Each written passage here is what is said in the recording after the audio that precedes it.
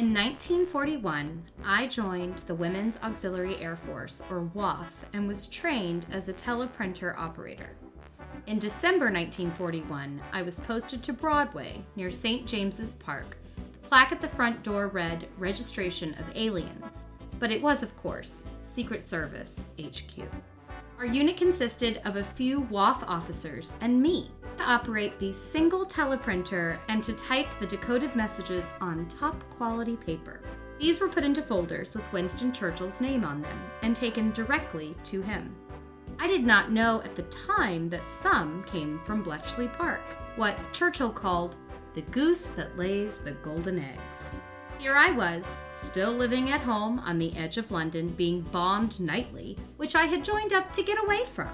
I applied for a transfer to an RAF airfield, but what I got was Bletchley Park. 6 of us arrived there in January 1942, all teleprinter operators. They had asked for assistance to cope with increasing work, although it was nothing to what it became. The one teleprinter was under the staircase in the mansion, and on night duty, when things were slack, we would catch some sleep there on cardboard boxes. Working 2 to a shift, we gave 24-hour coverage 7 days a week. It was all very civilized until the work expanded. Hundreds more were brought in. More huts were built and a moving belt installed above to take out the enormous volume of work coming in. The noise was deafening and the amount of paper spewed out unbelievable. My memory is of working underground, but the huts probably had blacked out windows, and we worked in artificial light. We certainly had sun lamp treatment to combat this. We were unaware at the time that hundreds of listening posts here and abroad were intercepting coded enemy communications, and this was the source of the enormous amount of signals we were receiving day and night. I recall the secrecy.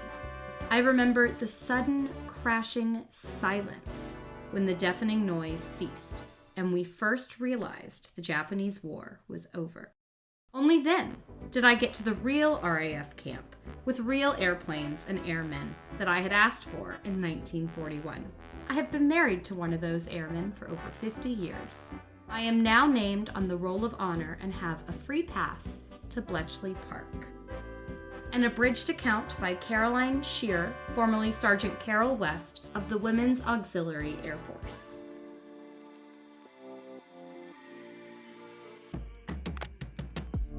You're listening to the Pithy Chronicle. History with a bite. I'm Caroline. And I'm Erica. And we bring you history's dirtiest deeds, dripping with sarcasm. Are you hungry yet? And welcome back, Pithy listeners. Today, I have a very important question for you. Okay. Can you keep a secret? Can you keep a... I haven't even gotten there yet. Can you keep a secret from your best friends? Even from your family? Would you sign the Official Secrets Act? Would you swear under penalty of treason to keep your mouth shut no matter what? So Erica's a no. I'm going to give you 2 answers. Okay. First one is just plain out no. No, girl, I know you well. You do not keep secrets well. But the second one is, and it's more of a statement, is that perhaps the best secret keepers are those who say they don't keep secrets well. Oh, you crafty little lady. I like that. Dun, dun, We'll dun. Now you'll never know. Today's episode is about the women and men who worked at Bletchley Park, where brilliant minds of their generation labored through impossibly encrypted messages in an effort to turn the tide of World War II. But while the work was arduous and long and never-ending and meticulous, the hardest part, from my personal point of view, was the secrecy. I don't know. For me, it probably would have been sleeping on cardboard boxes. They had beds, but they had shift work. Yeah, I know, but so yes, still, I see. like, but yeah, that would suck. Pop it in there for like a quick respite. Don't get me wrong. As a parent of a Yeah. toddler, I am no stranger to popping a squat wherever I can. And let me tell you, as you can tell from the smudge mascara under my eyes, I don't love that part. What?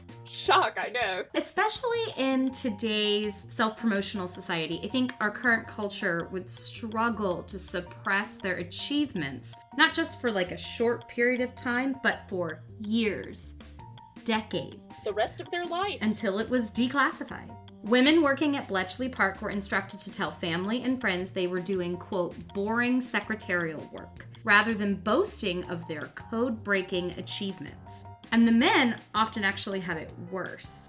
Imagine being an able-bodied young man of fighting age during the midst of World War II.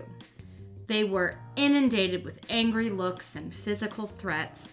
Could you suffer in silence as you're publicly labeled a coward when you were actually using every ounce of your ability to break through the unbreakable codes of your enemies in the hopes of saving thousands of lives and ending the war? I can't imagine how that would be for a dude. No. Especially considering the types of aggressions they were subjected to. It was awful. It was awful. But here's the other side of that. It is something that women have been forced to do from the dawn of society. Make yourself smaller to fit in. Be this small, boring secretary who does nothing but support, who is the secondary act. And so, I love that you put that in there because it's not something I thought about when writing this. But yes, you're so right. It was kind of like men's little glimpse of what it's like to be a woman at that time period. Which is equally emasculating. Equally emasculating. And then, of course, after the war ended, all of these women and men that had succeeded in breaking the unbreakable, literally the whole world thought this code was unbreakable. The war is won, the Allies were victorious, and even then, their achievements were still top secret. Even then, the men and women had to lessen their involvement and play dumb.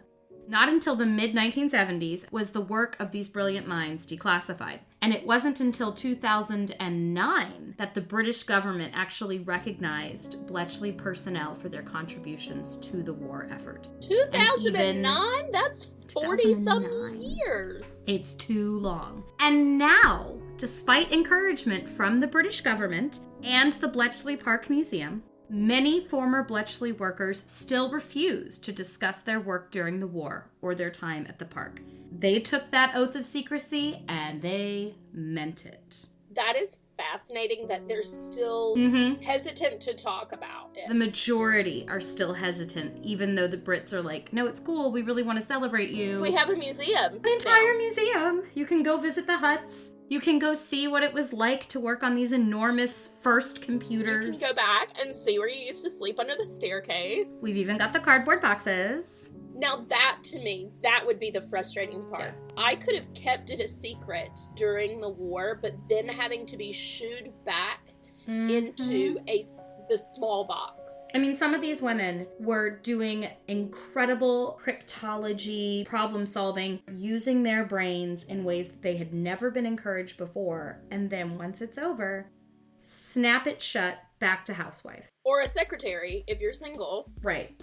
So the code was unbreakable. Yes. And everyone believed it was unbreakable until the 70s. Right. Even the Germans, did they not even know until the 70s that the code had been broken? And if yes, how was that kept a secret aside from the Secrets Act? The Axis powers never found out that their codes had been broken, both Germany's and Japan's, actually. And they kept it secret in a number of ways. At the peak of its operation, Bletchley Park boasted nearly 10,000 workers that lived there and worked there. What started as this private country mansion and estate had exploded into this hodgepodge of huts and other buildings with these incredibly loud machines working around 10,000 the clock. people, that's hard to miss. How did they miss it? Well, early on, the British government made a few really key decisions, and we need to give them credit. First, they moved all of the listening stations, the places that were eavesdropping on German communications. They moved them all away so that there was no signal traffic happening at Bletchley Park. This prevented the Axis powers from realizing the importance of the site itself, Okay. Secondly, the site was extremely well chosen. It was geographically central, and the Bletchley Mansion was next to the Bletchley Railway Station, where the train line between Oxford and Cambridge met. And seeing as most of the brilliant minds that were expected to come to solve these big puzzles were coming from these illustrious institutions, Oxford and Cambridge, it was a really good cover for scientists and mathematicians and historians to innocently travel to Bletchley because it was a place to transfer between these two universities. Right. Helpfully, there was also a main arterial road close by that connected the park to London, which allowed them to communicate quickly, and there was a high-volume telegraph and telephone station that was already in use there, so they didn't have to build anything new that looked suspicious. Working your infrastructure. Exactly, and they actually bought the building in 1919. So from the day the Versailles Treaty was signed, they were like, they were prepping for the next war. It was supposed to be a war to end all wars, and it's like, no one actually thought that. Anybody that read that Versailles Treaty would know there was no way. There's trouble boiling, man. Yes, the ink wasn't even dry. But the most important thing they did was they compartmentalized all of the work. Only a select few, and I do mean few, understood the scale of the decryption happening at Bletchley. Individual workers or teams were given set tasks. For example, listen to this Morse code and type what you hear. That would then give out a string of seemingly random letters with no meaning. Someone else would then take those letters and then work on the decryption aspect. Then another person would translate the encryption from its original language, like German, Japanese, Italian, to English. But no one knew what the other one was up to. And therefore, even if someone did dare to break the Secrecy Act, the information that they could offer was really limited, and really they did not have the whole picture. And there was so much information. Okay, maybe you're a translator and you get a really interesting message. You don't know the context of the message, and you didn't get the next 18 messages. Those went to different translators. So it was very difficult for anyone to get the big picture. It seems like a tall order to find brilliant minds with a lot of time on their hands who could keep a secret. The who can keep a secret bit, that's fair, because, you can be brilliant and still chatty Cathy. Time on their hands was not a problem, because you were going to go to war one way or another. They were going to get you. But to recruit super secret spies and codebreakers, it's not like you can put an ad in the newspaper. Right? Even the Germans would be bound to notice. But in a way, that's actually exactly what they did. Code breaking needs lateral thinkers, such as chess masters, linguists, and crossword puzzle experts. Hobbyists. I need you. The first thing they did was personal networking. Yes. A lot of the brilliant minds knew the people in the government. They all went to school together, but then they had to go to the masses because there just weren't enough of those geniuses. Yep. So in 1941, the Telegraph newspaper was asked by the government to organize a crossword competition. Openly, it was to lift the spirits of the home front, but secretly, it was an attempt to find unknown lateral thinkers. The best puzzlers were then approached about, quote, a particular type of work as a contribution to the war effort. Mm-hmm. So, for those of you who consider yourself to be a Wordle prodigy, start honing your skills because you never know when you'll be called up. They recruited these brilliant minds, and then what? How did they crack the code? So the crossword puzzle people are the code-breaking people. Okay. And it wasn't easy. In effect, it was a 6-step process. Oh, Jesus. The first thing that was done was there were these listening stations that I mentioned earlier, placed all around the country and abroad. People fluent in Morse code listened day and night, taking down any and all intercepted enemy correspondence. And everybody knew that radios could be intercepted at this point. So everyone knew that everything was being listened to, including the Germans. So they sent garbled words, and then it would come out on the other side, and I'll tell you how that worked. They also could put out misdirection. They could, easily. But they did not know, and this was so important.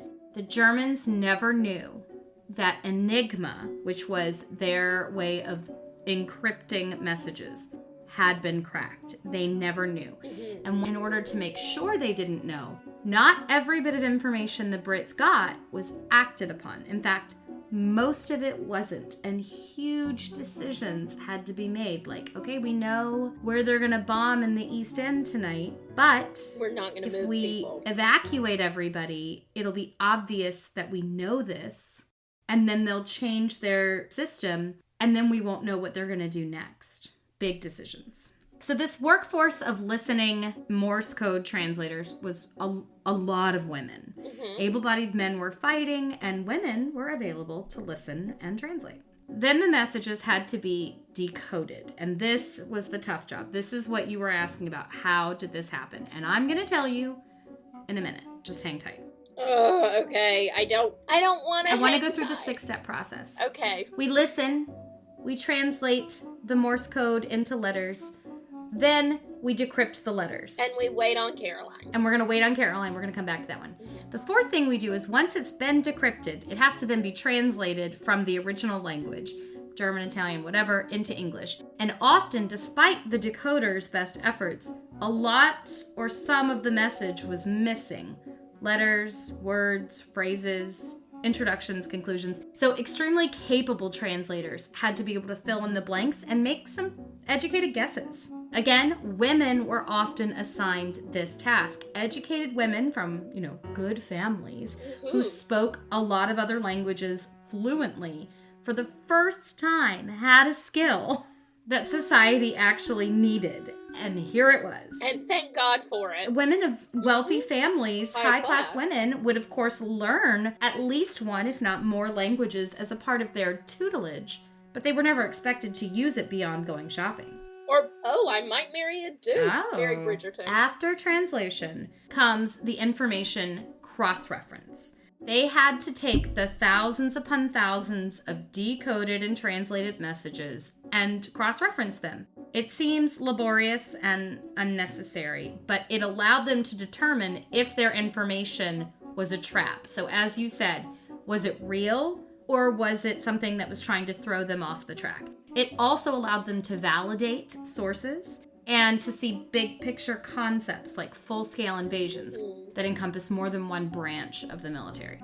And then finally, the 6th step was passing the information on to the high-ups by telegraph or by hand if it was extremely sensitive. Winston Churchill, for example, was said to read literally every word that came out of Bletchley Park, which would have taken most of his day. Yeah. As we heard from Sergeant Carol West, Churchill referred to Bletchley Park as the goose that lays the golden eggs.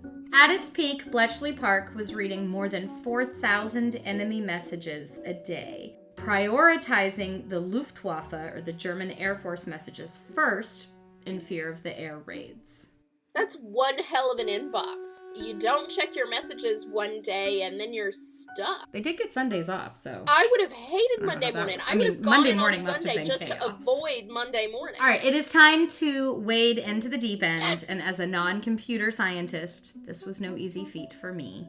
Enigma was the name of the German machine that encrypted all of the German messages. So it was early stage computer that did it, not people. It looks like a typewriter. Okay. And yes, not people. The Germans had this machine called the Enigma, and they thought it was unbreakable. They knew that their messages were going to be listened to. So how can they send a message that could never be understood by the enemy? Every enemy power, or allied power for that matter, had its own way of encrypting messages. My favorite example is the Americans' use of Native American languages. Oh, the Navajo Wind Talk. I love the Navajo It's so Wind cool. Talkers. It's such an amazing use of resources and people and talent and culture. They were called Wind Talkers or Code Talkers, and they were assigned to the military units in pairs. One would operate the portable radio while the other received messages in their native tongue and then translated them into English. It was incredibly dangerous work. The Japanese soldiers were instructed to target these code talkers, medics, and radio men, and we are, as a nation, forever grateful for their bravery. They used a language that no one in Germany or Japan or Italy had ever heard of. The Native American languages. And quite frankly, not even America. Exactly. Every country had its own way of keeping their communications. And so to maintain pith, I'm focusing on just one, Germany. They did not have any niche languages that were relatively unknown to the world at large. Thus, they turned to the machine called the Enigma. If you've seen the wonderful film Imitation Game with Benedict Cumberbatch... Oh, moving. Mm-hmm. I cry every time. You might be familiar with the name Alan Turing, who was the genius that cracked the Enigma.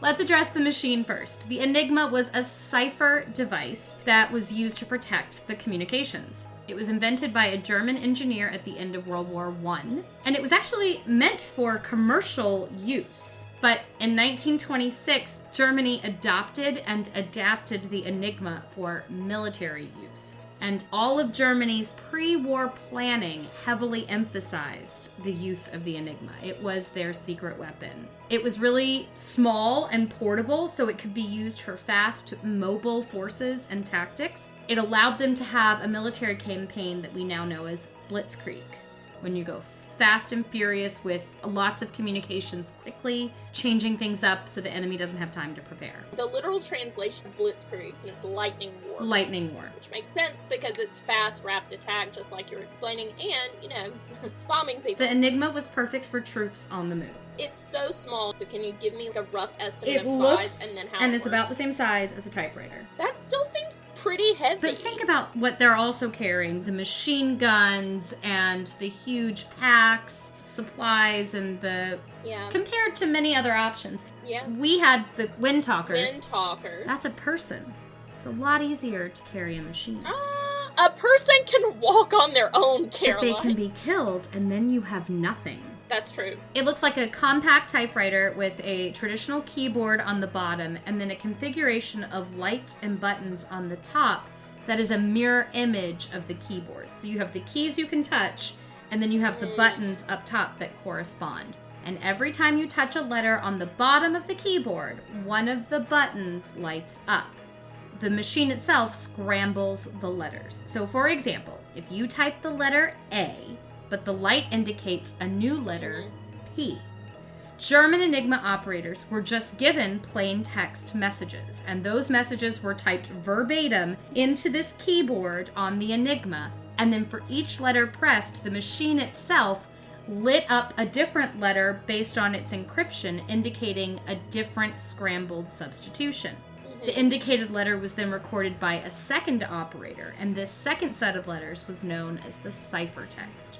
After the entire message had been encrypted, from plain text to ciphertext, it was transmitted by radio in Morse code to another Enigma machine operator.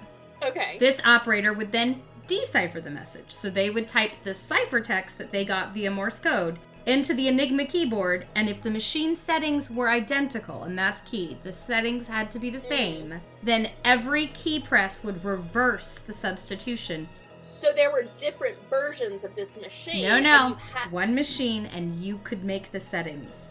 And in fact, they had to make the settings. They changed them daily. This is an amazing machine. The reason the Germans thought it was unbreakable is because it's super cool. The Enigma machine didn't just scramble the letters once, or even twice, but 13 times. 13 times. H became C, then became G, then became I, then became T, then became X, then became L, then became Z, etc., etc. It's dizzying. The odds of cracking the Enigma were a staggering, I can't even remember, I think it's gazillion, 150 gazillion. It's 19 zeros, folks. Oh my god. 19 zeros. 150 gazillion to 1. And that changed daily, so like... And then they changed the settings daily. You can see why they needed a lot of crossword puzzlers. A lot, 10,000 people. Yep. They would change them daily. And so every day, Bletchley Park, codebreakers... They had to start over. Yes. That sounds terrible. They've started receiving messages in the morning, and they had 24 hours... set the clock to break the code, and then they would desperately translate the messages with that code if they got it that day, and then get them to the right people. The time crunch, that would destroy me. And it would never go away. That would destroy me. But occasionally, and this was key, operators would get lazy, and that is where Bletchley workers got some of their best breaks. Often, operators wouldn't bother to change the starting positions of the Enigma settings. Or, even better, they would get cocky and sign off using their name after each and every message. So if you figured out the guy's name one day, and he's got 5 letters in his name. You have 5 letters the next day. Oh my gosh. Yep. Now that's a boon. Thanks for using your name, Heinrich. I'm sorry, Heinrich, but dude, that's not smart. These known words allowed for several letters to be known, and then it lessened the work. Do you know the main one that really gave them their biggest break? It's in the movie Imitation Game. I don't know if you remember it. I don't. It's been a while, but I'm going to guess H is a very common, especially with names, and, of course, Hitler. Yes, it was a really big deal when Bletchley Park discovered that almost every operator automatically ended communications with HH. Heil Hitler. Well, thank God. Their own devotion to the was their Führer downfall. Now that is poetic and lovely. Isn't it amazing? Exactly. God, I love justice. Another really big break was the weather report. The first thing that the Germans would receive every morning was a weather report, and they were usually worded the same if it was the same weather. And that really helped them get a strong foothold into these daily settings. But it was still tedious. It was still slow.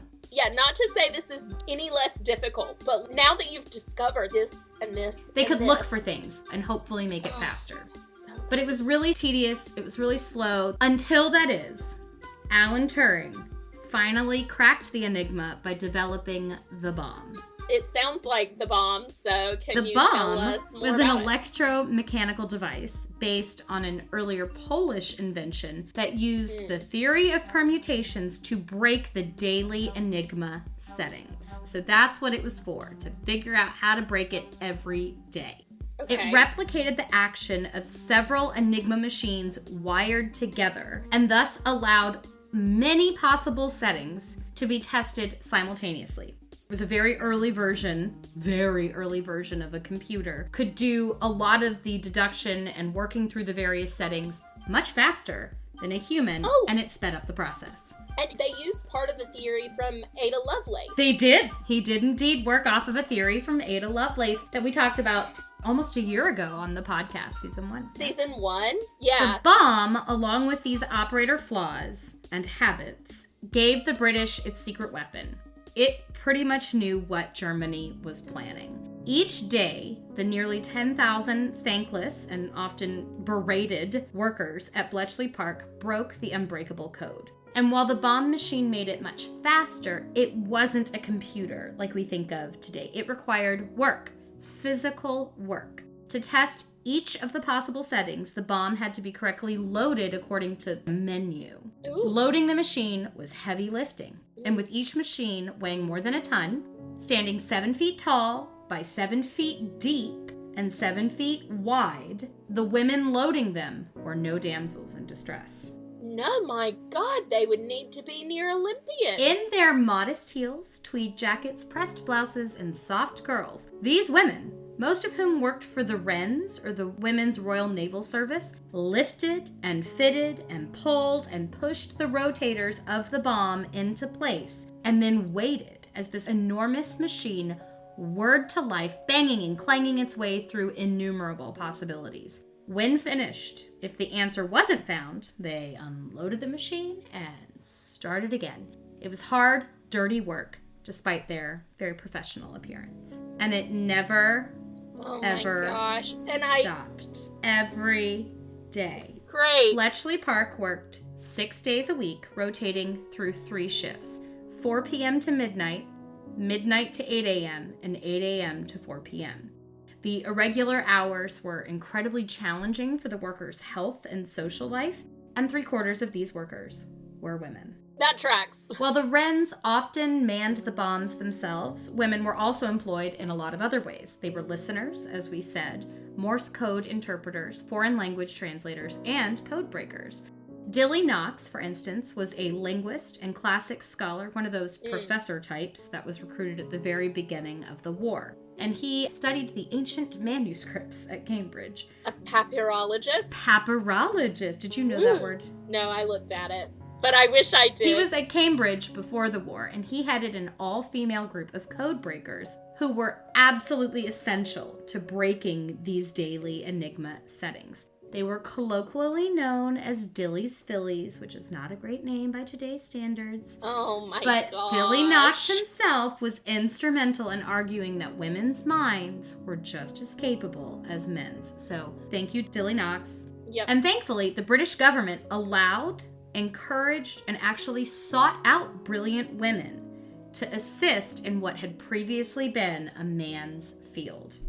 Sought out? Can you explain on that? Not at first. As we said, at first, it was the professor types. It was and the recruitment professor began types. the day England declared war on Germany. Mm-hmm. They already had Bletchley Park, and Commander Alastair Denniston was the operational head of Bletchley from the beginning. And after the war was announced, the first thing Denniston did was write to the Foreign Office recruiting these professors.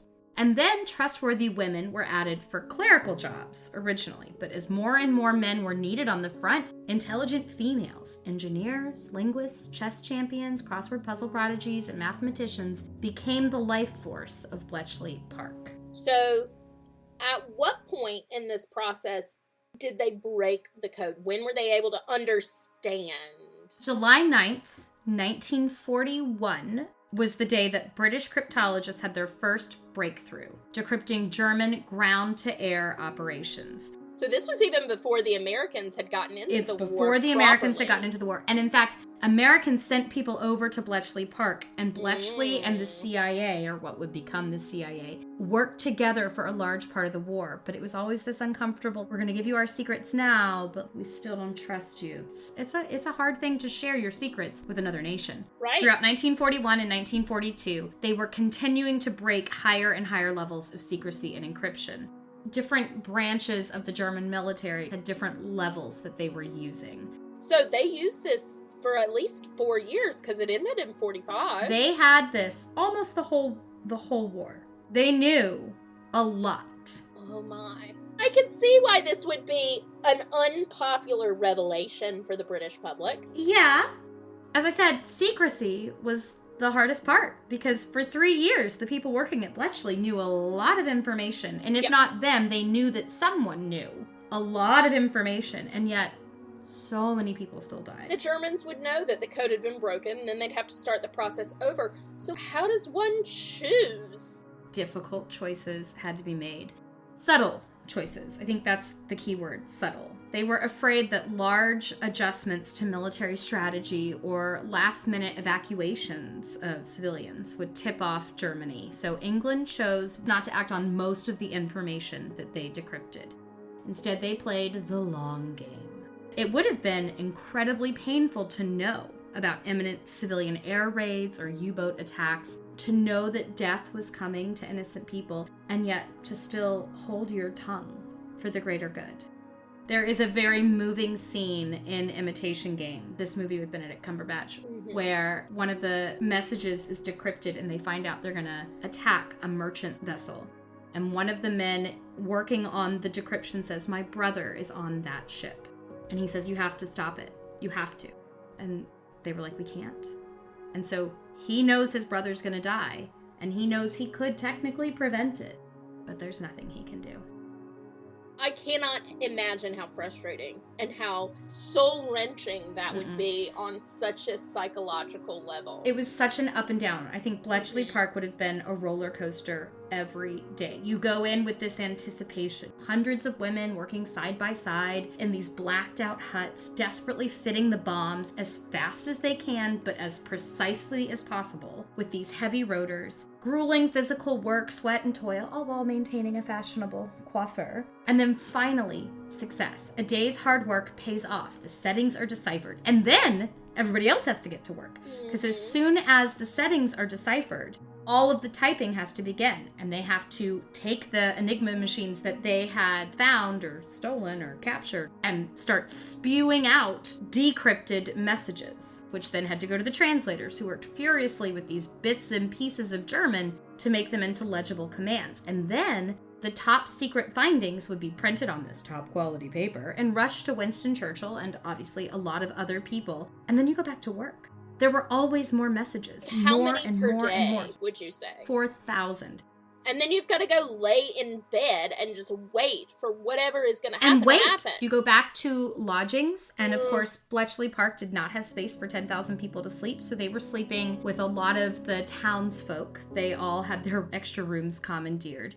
You might feel proud and accomplished. You might feel incredibly frustrated because it didn't work that day. You might have heard something and you're upset about it. They would have returned to their quarters keenly aware that even though the messages had been received, decrypted, translated, and relayed, nothing had been done.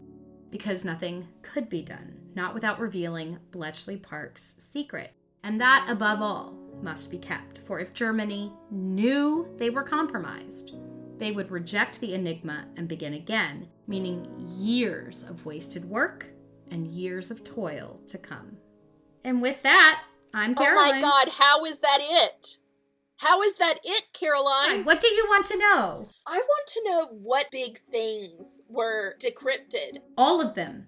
Specifically. They found out where U-boats were located, and they were able to maneuver both Navy ships as well as merchant marines or any kind of civilian vessels away from them as much as possible. And so by about halfway through the war, the U-boat attacks, the German submarine attacks, were not nearly as effective as they were at the beginning of the war because for some reason there just were never any people where the U-boats were. It was just weird. They couldn't do as much about the civilian air raids, as I said, but they certainly were able to take advantage of troop movements and the knowledge of where the German troops would be. They also knew big picture what the Germans were planning, big days that were going to be a big offensive move by the Germans. They had most of that information by 1942, 1943. Wow. They had a lot of information, but again, it was all about the end game. Well, and subtlety in the movements. Everything had to look like it was coincidence that there was no one there. Not, oh crap, someone knows. Swerving to miss something. I started this out being like, how could people not want to talk about it? Even after, museum and no more Secrets Act. And now I kind of feel why. Why would you want to recount? It was not pleasant. There were a lot of things that would have been cool, but I would not want to recount the failings. And obviously, whenever you talk to military people of any respect, it's the failings that they feel most keenly. And I think these people would have felt that. I knew this and I sat by. Well, most people didn't know this. But still. It shows it in Imitation Game where they immediately know what it says and that it's going to matter. But most of the time, the things that were being decrypted, they didn't know what it said. So it's a very small group of people that probably had the serious burden of knowing that people were going to die in advance. That was a much smaller group. But you had a large group of people that didn't know if all of this effort and toil and work and long hours and not seeing their family was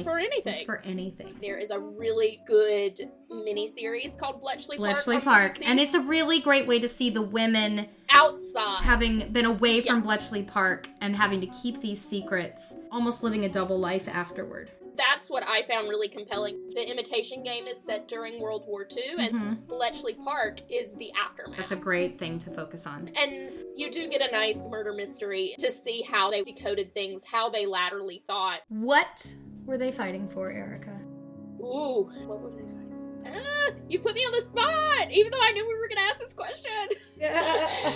The obvious answer is they were fighting for their country, to bring their families and the boys home.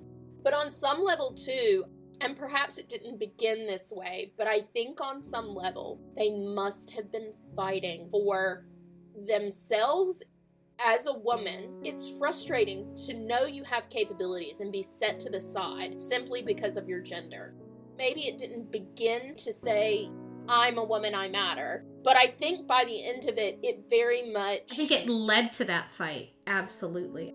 The work that these women did, I do think that they were fighting for this equality and this to matter. I also think that they were fighting against fascism. Yep. Not just for their country, but to make sure that fascism didn't overrun thousands of years of history and just completely overtake the world. So we have... first and foremost, fighting the war. They were fighting for themselves, and they were fighting to prevent the overrun of their culture, their country, and ultimately fighting against fascism. So think about going to work every day having all of those weights on your shoulders. And a 24-hour time clock. Yeah. And not be able to tell anyone, even the other people at Bletchley Park, what you did that day. They couldn't even talk amongst themselves. They had these compartmentalized lives that they were able to keep such secrets. And with that, I'm Caroline. And I'm Erica. And we are Pithily Yours. This episode is brought to you by the Pithy Chronicle, LLC. The Pithy Chronicle is intended for education, entertainment, and non-commercial purposes. Any views or opinions expressed in this podcast are personal and do not represent those of people, institutions, or organizations that the owner may or may not be associated with in a professional or personal capacity. While we offer lots of sarcasm, this podcast does not offer any advice or services. Listening to this podcast may induce fits of laughter, unexpected distraction, or uncontrollable rage at the subjects, hopefully not at us. We hope you learned something today. If not, so sorry. Please be advised we are not experts in the following fields: medical, legal, financial, technological, thermonuclear engineering, submarine warfare, neuroscience, or cat husbandry. Thanks for listening to our little disclaimer. Just covering our history-loving asses. Bye!